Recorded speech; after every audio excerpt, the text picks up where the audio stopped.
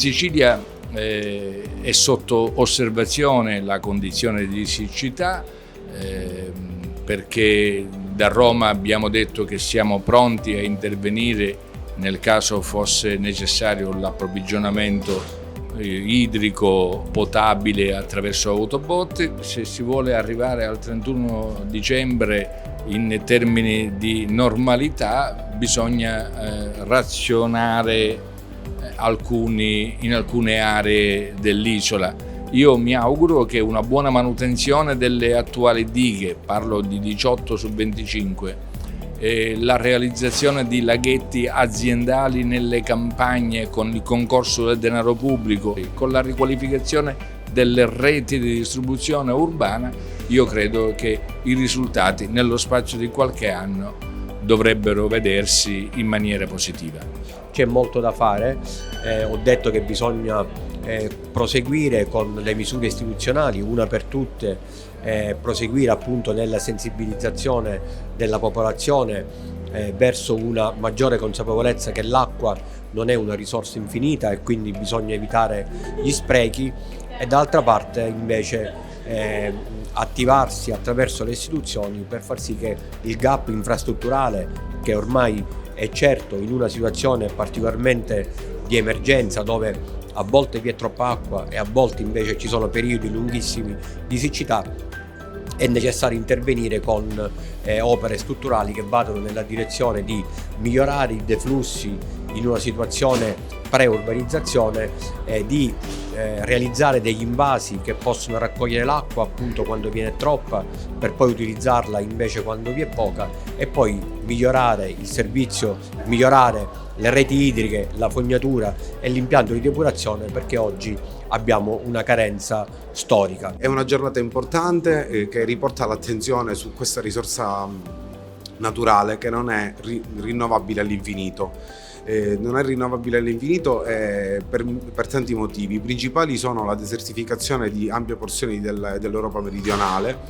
della modifica dei regimi di pioggia, dello sfruttamento delle falde, dell'inquinamento e dei cambiamenti climatici che stanno incidendo ad ampio spettro. Deve essere, formata, alimentata, creata una cultura dell'acqua, perché dobbiamo convivere con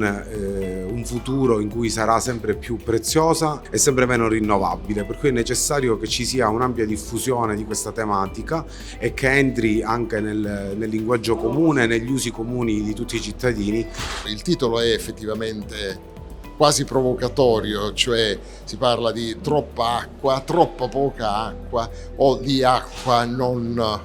pulita, e in effetti sono tre emergenze di segno opposto ma molto importanti per la vivibilità della nostra isola. Ecco, alla fine io che posso dirvi? Speriamo e cercheremo di dare il nostro contributo affinché anche la titolazione del nostro corso di studi, che Ingegneria delle Acque e dei Trasporti è una delle nostre lauree magistrali, non sia un titolo di emergenze come l'emergenza dell'acqua e l'emergenza della mobilità e del traffico, ma rientriamo soprattutto in ambito siciliano in una situazione di normalità e una situazione di vivibilità diffusa e consolidata. Bisogna cominciare a distinguere l'acqua per uso potabile, cosiddetta l'acqua per uso umano, e l'acqua per uso alternativo, cioè industria, agricoltura e sanitaria. Questa è la scommessa, però prima di tutto bisogna mantenere l'acqua là dove c'è, e quindi occorre che l'acqua si purifichi e si depuri fino al massimo, in modo tale che la si possa utilizzare senza preoccupazioni né nell'agricoltura né nell'industria, in modo tale quindi l'acqua resta qui e diventa un circuito positivo, un circuito virtuoso. L'acqua c'è a Catania, deve restare a Catania. Perché? Perché prima di tutto bisogna tener conto che i cambiamenti climatici si determinano nell'arco dei secoli,